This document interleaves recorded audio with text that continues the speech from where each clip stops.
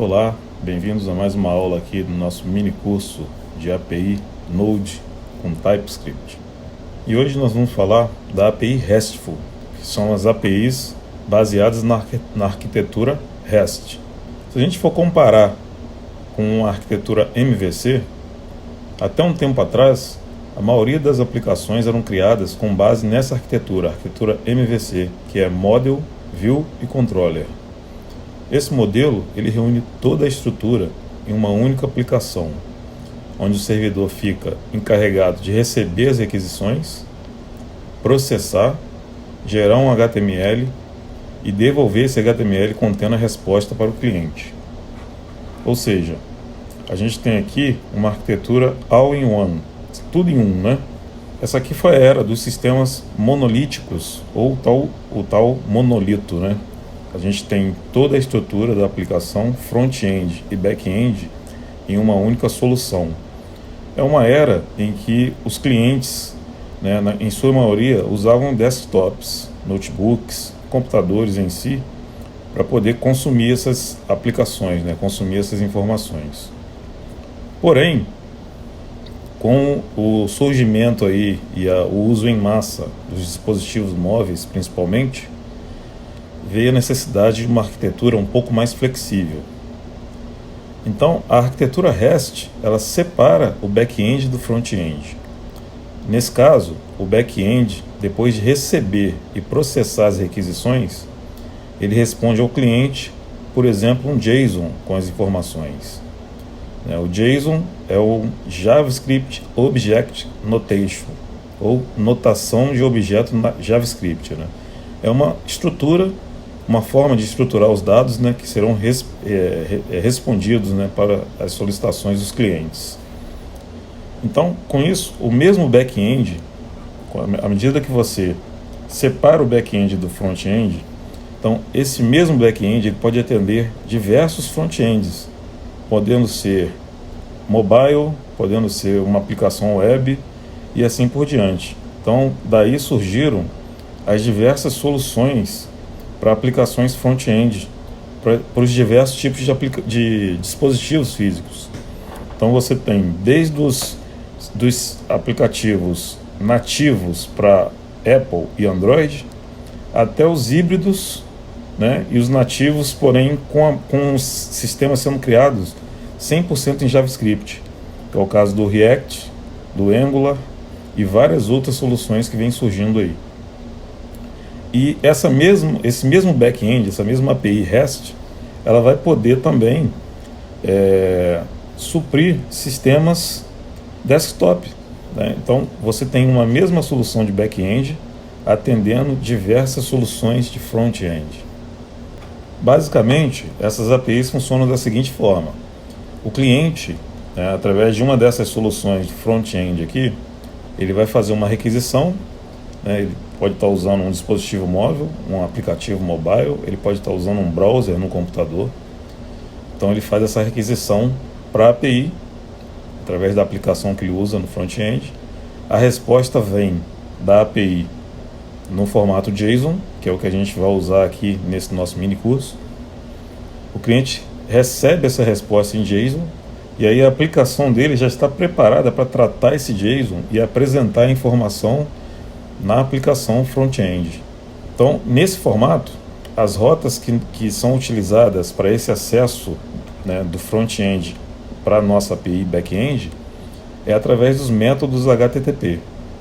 Essa requisição, né, essa solicitação do cliente ao back-end, ela se compõe com um método HTTP, um servidor, um recurso ou entidade, e também podemos ter parâmetros, onde a gente tem aqui um método HTTP GET, a gente tem aqui o servidor, que é o domínio, aloisiodeveloper.com.br, o recurso que está sendo consumido nesse servidor, livros, e aqui um parâmetro, que é um livro em específico que se deseja consumir, né, dessa API.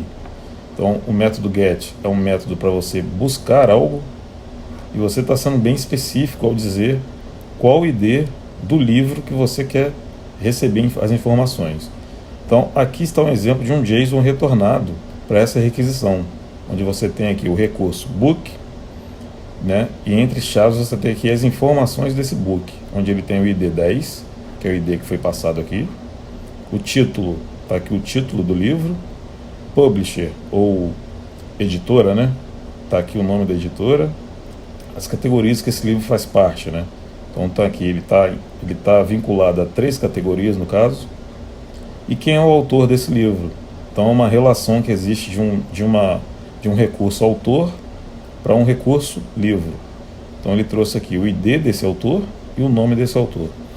Então é um exemplo aqui de como é feita essa requisição para a API e o que se obtém de resposta, que é o JSON estruturado já. Então a aplicação front-end recebe esse JSON, vai tratar para exibir para o cliente, né, para o usuário, de forma mais amigável. E quais são os benefícios que a gente tem ao utilizar essa estrutura de API RESTful? Você pode ter, em resumo, múltiplos clientes front-end, né, para usufruir de um mesmo back-end. O protocolo de comunicação é padronizado, então você tem aqui o HTTP, e ele é padronizado tanto para web, quanto para mobile, quanto para qualquer estrutura de front-end que for consumir, né, essa API. Você tem a possibilidade de comunicar a sua aplicação front-end com outros serviços externos, outras APIs, por exemplo, a API do correio para consultar CEP, API de pagamento para você disponibilizar pagamentos via Mercado Pago, via outros serviços aí, né, de pagamento via cartão e por aí vai. Tudo isso são APIs e você, usando esse recurso, você tem essa facilidade também.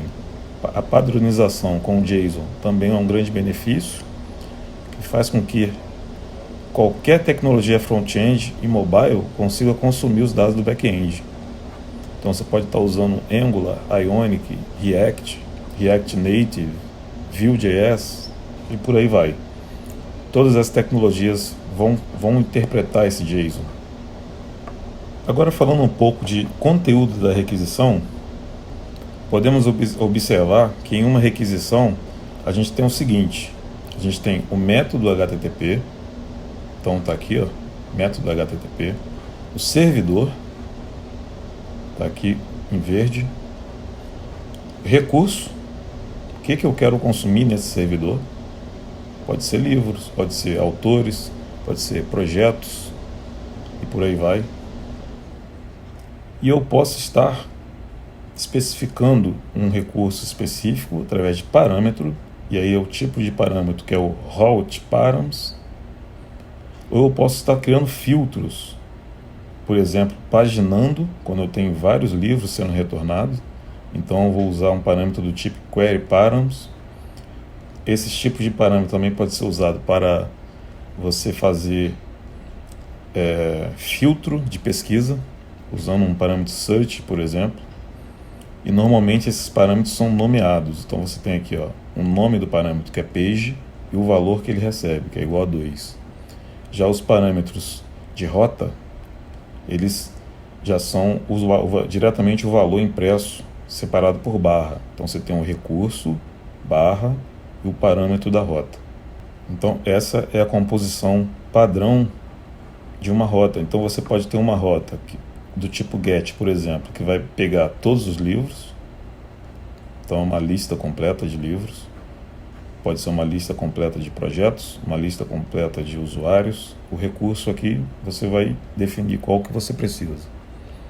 Você pode especificar um livro dessa coleção, então além de você pegar o livro, você tem que colocar uma barra e especificar através de um parâmetro de rota qual livro específico você quer receber, através do método get.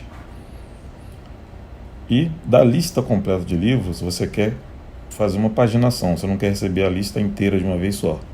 Então você pode usar os query params para criar a paginação e receber um grupo, né, um segmento por vez. A cada 10 books, a cada 15, você vai definir. Quando a gente quer fazer envio de informação para uma API, nesse caso a gente vai estar usando ou o método post ou o método put. O post é usado quando a gente quer criar um novo recurso na API, e o put para a gente estar alterando. A gente vai estar vendo numa próxima aula mais específica sobre os métodos HTTP, então a gente vai ver isso com mais detalhe. Mas um exemplo aqui de uma rota usando o protocolo, o método, né, post com o protocolo HTTP para o mesmo servidor, onde eu quero criar, no caso, né, o post é para criação, quero criar um livro. Então o recurso é books. Então se a gente for observar aqui, dessa rota aqui, essa primeira aqui, para essa, a única coisa que muda é o método. Então a rota ela é composta pelo endereço completo, pela frase completa. O método, protocolo, servidor e recurso. Então, o que muda aqui para o servidor saber que eu quero buscar algo? O método get.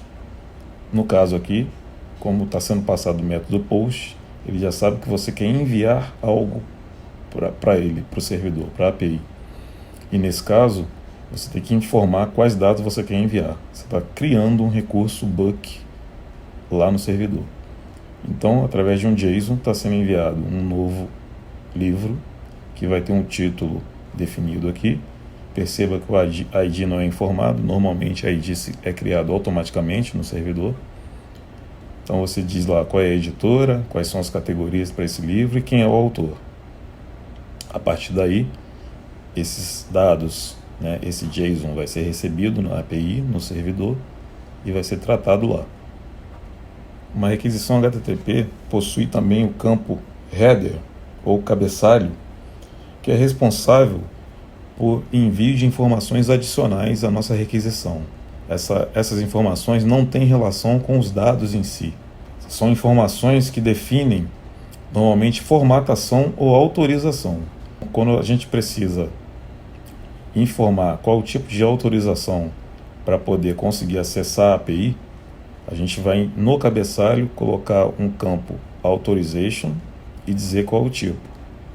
Quando eu preciso definir o tipo de informação que está sendo enviada, ou seja, qual é o formato da informação, no campo cabeçalho eu tenho que colocar lá content type e o tipo, por exemplo, application/JSON.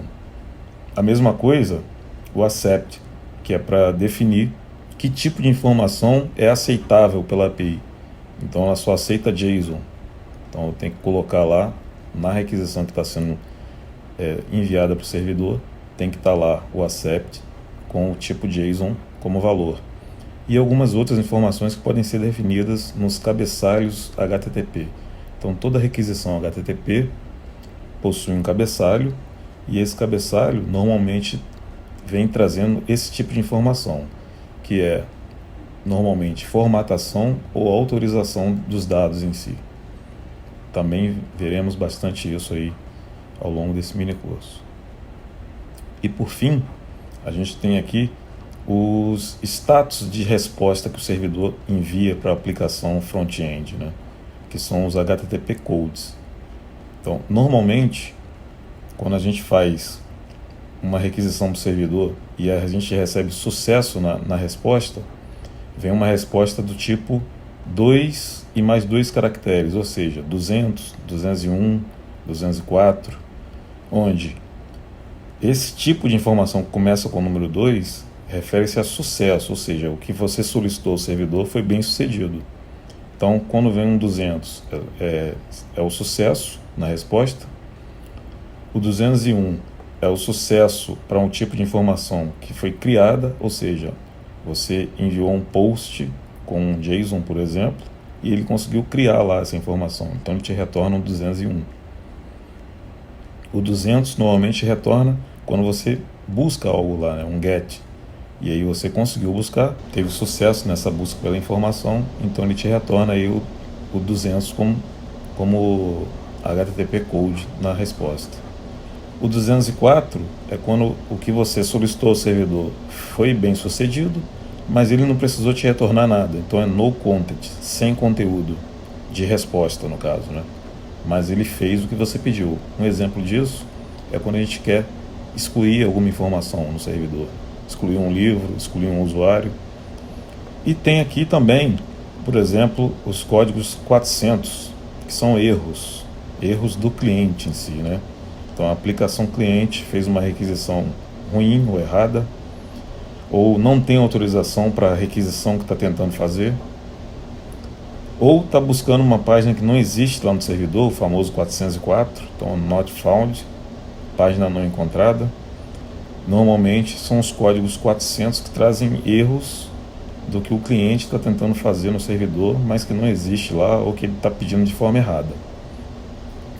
Porém, quando o servidor não consegue fazer o que você pediu por erro interno, por exemplo, ele está sobrecarregado, o que você pediu ele não conseguiu fazer porque ele está fazendo outras tarefas, ou algum erro na aplicação em si, aí são erros do tipo 500, que vem lá como erro interno do servidor.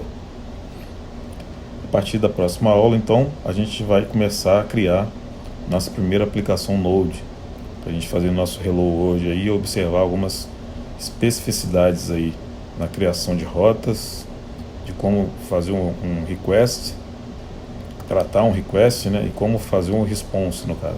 Beleza? Até lá então.